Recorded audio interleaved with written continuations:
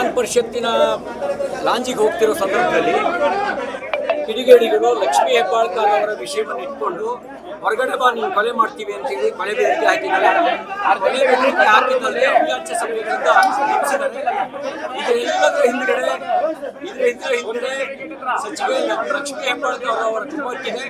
ಅವರು ಸುಳ್ಳು ಆರೋಪಗಳ ಮೂಲಕ ತಿರುಚುವಂತ ಕೆಲಸ ಮಾಡಿದ್ದಾರೆ. ನನಗೇನಾದ್ರೂ ಆದ್ರೆ ವಿಧಾನಸೌಧದಲ್ಲಿ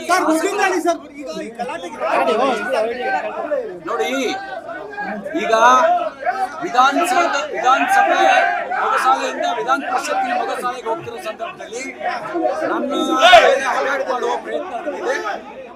ಲಕ್ಷ್ಮೀ ಹೆಬ್ಬಾಳ್ಕರ್ ಅವರ ಹೆಸರು ಹೇಳ್ಕೊಂಡು ಕೊಲೆ ಮಾಡ್ತೀವಿ ಅಂತ ಬೆದರಿಕೆ ಹಾಕಿದ್ದಾರೆ. ವಿಧಾನಸೌಧಕ್ಕೆ ಒಂದು ಬೆದರಿಕೆ ಹಾಕ್ತಾರೆ ಅಂತ ಹೇಳಿದ್ರೆ ಶಾಸಕನಿಗೆ ರಕ್ಷಣೆ ಇಲ್ಲ ಅಂದ್ರೆ ಇಲ್ಲಿ ಕಾನೂನು ಸುವ್ಯವಸ್ಥೆ ಇಲ್ಲ, ಇಲ್ಲಿ ಯಾವುದೇ ರೀತಿ ಶಾಸಕನಿಗೆ ರಕ್ಷಣೆ ಇಲ್ಲಿರೋ ಪರಿಸ್ಥಿತಿ ಇದೆ. ಇನ್ನು ರಾಜ್ಯದ ಕಾನೂನು ಸುವ್ಯವಸ್ಥೆ ಇನ್ಯಾವುದಿದೆ ಅಂತ ಯೋಚನೆ ಮಾಡ್ತಾರೆ.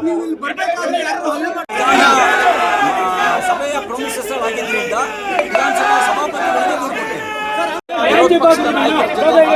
ಬಂದಿದ್ದೆ, ಅಲ್ಲಿಂದ ವಿಧಾನ ಪರಿಷತ್ತಿನ ಮುಗಸಾಲೆಗೆ ಹೋಗೋ ಸಂದರ್ಭದಲ್ಲಿ ಅಟ್ಯಾಕ್ ಮಾಡಲಿಕ್ಕೆ ಅಂತ ಅಭಿಯಾಚ ಸಭೆಗಳಿಂದ ನಿಲ್ಲಿಸಿದ್ರು ಮತ್ತು ಲಕ್ಷ್ಮೀ ಹೆಬ್ಬಾಳ್ಕರ್ ಅವರ ಹೆಸರು ಹೇಳ್ಕೊಂಡು ಅಟ್ಯಾಕ್ ಮಾಡಲಿಕ್ಕೆ ಬಂದು ಹೀಗೆ ಬರ್ತಾರೆ.